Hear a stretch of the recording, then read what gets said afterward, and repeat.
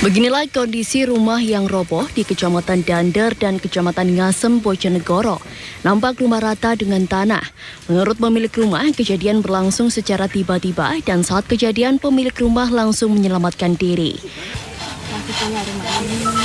Terus enten lesos malih narak seng langsung berang terus enten rumah kretek terus banyak ya Allah ya ber anakku gak di omah kok banget diterak lesos terus iki kula gelandang ketantol mareng mriki terus kebulet terus ki ambek terus niki angsal ketumpangan iki nek mboten enten tahanan iki korbane niki ya kula.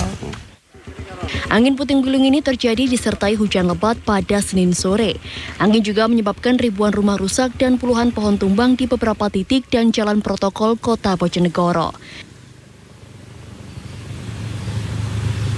Badan Penanggulangan Bencana Daerah atau BPBD Kabupaten Bojonegoro melaporkan secara keseluruhan ada 1.378 rumah rusak. Rusak berat 45 rumah, rusak sedang 180 rumah, dan sisanya rusak ringan. Sedangkan kerusakan infrastruktur lain, BPBD masih mengidentifikasi 7 fasilitas sosial dan pendidikan mengalami kerusakan. Kerusakan paling parah terjadi di Kecamatan Kapas. Di Desa Semen Pinggir ada 328 rumah terdampak. 3 diantaranya rusak berat. Justru yang parah ini di Kapas. Kapas Pak ya? Kapas ini di Desa Semen Pinggir. Semen Pinggir Pak. Semen Pinggir ini ada 328 rumah terdampak, cuman yang 3 rusak berat. Oh gitu Pak ya, paling parah itu Pak ya? Iya, yang semuanya rusak ringan. Kerusakan ribuan rumah ini tersebar hampir merata di 12 kecamatan di Bojonegoro. Beruntung dalam kejadian ini tidak menimbulkan korban jiwa.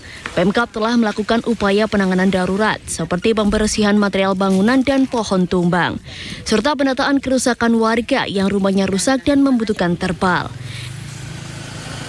Kami sudah dapat laporan, ya tadi itu yang hari ini kami akan finalisasi apa yang menjadi landasan hukum sehingga kami bisa melakukan memberikan bantuan pada warga.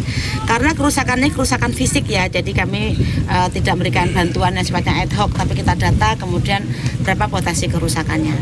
Nah, Angin puting beliung biasanya terjadi saat pergantian musim dari musim kemarau ke musim hujan atau sebaliknya.